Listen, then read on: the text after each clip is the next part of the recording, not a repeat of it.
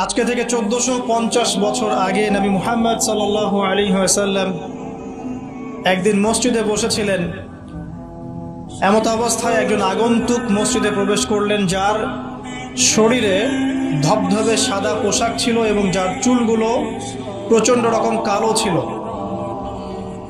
তিনি এসে নবী সাল্লাল্লাহু আলাইহি ওয়াসাল্লামের হাঁটুর সাথে হাঁটু লাগিয়ে দিয়ে বসলেন, যাকে মদিনার কোনো মানুষ চিনতে পারছে না। তার দুহাত নবী সাল্লাল্লাহু আলাইহি ওয়াসাল্লামের উরু এর উপরে রাখলেন, রেখে তাকে 4টা প্রশ্ন করলেন। প্রথম প্রশ্ন হচ্ছে, ইয়া মুহাম্মদ সাল্লাল্লাহু আলাইহি ওয়াসাল্লাম, হে মুহাম্মদ সাল্লাল্লাহু আলাইহি ওয়াসাল্লাম, আখবিরনি আনিল ইসলাম, আমাকে ইসলাম সম্পর্কে বলুন। নবী সাল্লাল্লাহু আলাইহি ওয়াসাল্লাম ইসলামের সংজ্ঞা বললেন, ইসলাম হচ্ছে তুমি আল্লাহর সাথে কাউকে শরীক করবে না, শুধুমাত্র আল্লাহর ইবাদত করবে, 5 ওয়াক্ত সালাত কায়েম করবে, নিসাব পরিমাণ সম্পদ হলে যাকাত প্রদান করবে, রমাদান মাসে সওম রাখবে, সামর্থ্য হলে হজ করবে। ইসলাম। তিনি বললেন, সাদাকতা, আপনি সত্য বলেছেন। ওমর রাদিয়াল্লাহু আনহু বলছেন, ফাআজিবনা লাহু ইয়াসআলুহু ওয়া ইউসাদ্দিকুহু, আমরা তার এই স্টেটমেন্টটা শুনে অবাক হলাম যে সে নিজেই প্রশ্ন করছে আবার নিজেই সত্যায়ন করছে। তিনি আবারও প্রশ্ন করলেন, আখবিরনি আনিল ঈমান, হে মুহাম্মদ সাল্লাল্লাহু আলাইহি ওয়াসাল্লাম, আমাকে বলুন ঈমান কাকে বলে। নবী সাল্লাল্লাহু আলাইহি ওয়াসাল্লাম বললেন, ঈমান হচ্ছে আল্লাহর প্রতি বিশ্বাস, তার সমস্ত ফেরেশতাদের প্রতি বিশ্বাস, সমস্ত নবী রাসূলগণের প্রতি বিশ্বাস, আসমানি কিতাব সমূহের প্রতি বিশ্বাস, পরকালের জীবনের প্রতি বিশ্বাস এবং তাকদীর বা ভাগ্যের ভালো মন্দের প্রতি বিশ্বাস। তিনি আবারও বললেন, সাদাকতা, সত্য বলেছেন আপনি। তিনি আবারও প্রশ্ন করলেন, ইয়া মুহাম্মদ সাল্লাল্লাহু আলাইহি ওয়াসাল্লাম, আখবিরনি আনিল ইহসান, আমাকে বলুন ইহসান কাকে বলে। নবী সাল্লাল্লাহু আলাইহি ওয়াসাল্লাম বলছেন, আল ইহসান, ইহসান হচ্ছে আন তা'বুদাল্লাহা কাআন্নাকা তারা, ইহসান হচ্ছে তুমি এমন ভাবে আল্লাহর ইবাদত করবে যেন তুমি আল্লাহকে দেখতে পাচ্ছো। ওয়া ইল্লাম তাকুন তারাহু ফাইন্নাহু ইয়ারাক, যদি তুমি তাকে দেখতে না পারো জেনে রাখবে আল্লাহ তোমাকে দেখছেন। ইহসান মানে একনিষ্ঠতা, আল্লাহ কনসিয়াসনেস, যেটার সাথে তাকওয়া জড়িত আছে। আর তাকওয়াই হচ্ছে আল্লাহর কাছে সম্মানের একমাত্র মানদণ্ড। ইন্না আকরামাকুম ইনদাল্লাহি আতকাকুম। চতুর্থবার সেই ব্যক্তি আগন্তুক, উজ্জ্বল সাদা জামা, কালো চুল, কুচকুচে কালো চুল। তিনি আবারও জিজ্ঞাসা করছেন, ইয়া মুহাম্মদ আখবিরনি আনিস সাআহ, আমাকে কিয়ামত সম্পর্কে বলুন, কিয়ামত কবে হবে। কি বললেন? কিয়ামত কবে হবে। তাহলে কিয়ামত সম্পর্কে সচেতনতা এটা দ্বীনের একটা অংশ, যেহেতু এখানে দ্বীনের বেসিক প্রশ্নগুলো করা হচ্ছে। এখানে নবী সাল্লাল্লাহু আলাইহি ওয়াসাল্লাম বলছেন, মাল মাসউলু আনহা বিআ'লাম মিনাস সাইল, এই বিষয়ে প্রশ্নকারী এবং উত্তরদাতা উভয়ের জ্ঞানী সমান। প্রশ্নকারীর চেয়ে উত্তরদাতা বেশি জানে না, মানে এক্স্যাক্টলি কোন ডেটে, কোন সালে, কখন কিয়ামত হবে কেউ বলতে পারে না। কেউ পারবে? এবারে প্রশ্নকারী থেমে যাচ্ছেন না, তিনি আবারও প্রশ্ন করছেন, ফাখবিরনি আন আমারাতিহা, তাহলে আমাকে কিয়ামতের কিছু সাইন্স এবং নিদর্শন বলুন। কিয়ামত কবে হবে এক্স্যাক্টলি আমরা বলতে পারছি না, কিন্তু আমাকে কিছু নিদর্শন বলে দিন। নবী মুহাম্মদ সাল্লাল্লাহু আলাইহি ওয়াসাল্লাম এবার 2টো নিদর্শন বলছেন, মাত্র 2টো। লক্ষণীয় বিষয় হচ্ছে যে নবী সাল্লাল্লাহু আলাইহি ওয়াসাল্লাম সারা জীবনে কিয়ামতের শত শত নিদর্শন বলেছেন, তিনি এই হাদিসে মাত্র 2টো বলেই শেষ করে দিলেন। 2টোর মধ্যে একটা হচ্ছে ওয়ান তারাল উফাতাল উরাতাল আলাতা রিয়াশাই ইয়াতাতাওয়ালুনা ফিল বুনিয়ান ওয়ান তালিদাল আমাতু রাব্বাতুহা। এই 2টা। এক, যখন তুমি দেখবে দাসী তার মনিবকে প্রসব করছে, দাসী তার মনিবকে জন্ম দিচ্ছে, কিয়ামতের জন্য অপেক্ষা করতে থাকো। এবং 2, যখন দেখবে রাখাল শ্রেণীর নগ্ন পায়ের, নগ্ন দেহের মানুষেরা উঁচু উঁচু অট্টালিকা নির্মাণের প্রতিযোগিতা করছে, ফান্তাজিরিস সাআহ, তখন কিয়ামতের অপেক্ষা করতে থাকো।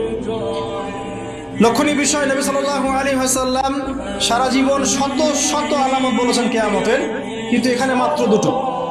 এরপরে এই ব্যক্তি চলে গেলেন। ওমর রাদিয়াল্লাহু আনহু বলেন, ফালাবিসনা মালিয়ান, আমরা খুব নিশ্চুপ হয়ে বসে থাকলাম।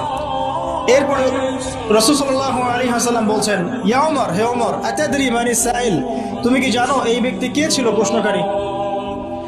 ওমর ইবনে খাত্তাব তিনি বলছেন, আল্লাহু ওয়া রাসূলুহু আ'লাম, আল্লাহ এবং তার রাসূল ভালো জানেন, আমরা জানি না।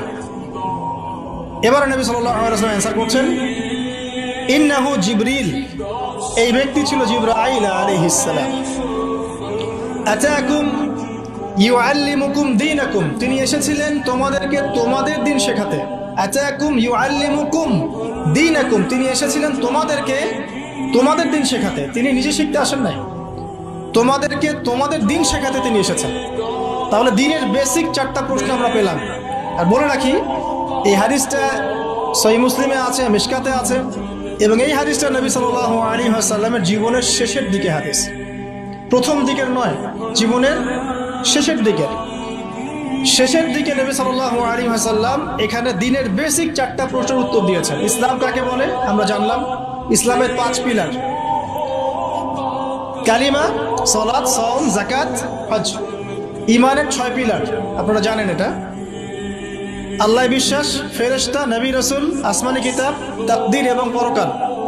এই 6টাকে মুখে স্বীকৃতি দিতে হয়, অন্তরে বিশ্বাস করতে হয়, কাজে বাস্তবায়ন করতে হয়। যারা মুরজিয়া তারা মনে করে, মুরজিয়া মানে শৈথিল্যবাদী, তারা মনে করে যে খালি মুখে স্বীকৃতি দিলেই যথেষ্ট, কাজের প্রয়োজন নাই, লা ইলাহা ইল্লাল্লাহ বলেছি এনাফ, আর কিছু লাগবে না। ওদের আকীদা হচ্ছে আমল করলেও হয়, না করলেও হয়, আর ঈমান বাড়েও না কমেও না। তাদের মতে একজন সাধারণ ব্যক্তির ঈমান আবু বকর সিদ্দিক রাদিয়াল্লাহু আনহুর ঈমান সেম, নাউযুবিল্লাহ। অপোজিশন একটা দল আছে খাওয়ারেজ, যারা মনে করে যে কেউ কবিরা গুনাহ করলেই কাফের, কবিরা গুনাহ করলেই সে হত্যার যোগ্য, কাফের হয়ে যায়। এটাও একটা বাতিল আকীদা।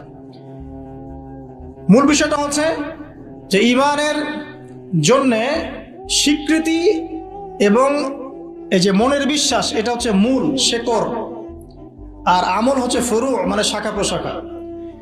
আমল ভালো হলে আপনার ঈমান বাড়তে থাকবে, পাপের কাজ করতে থাকলে ঈমান কমে যাবে।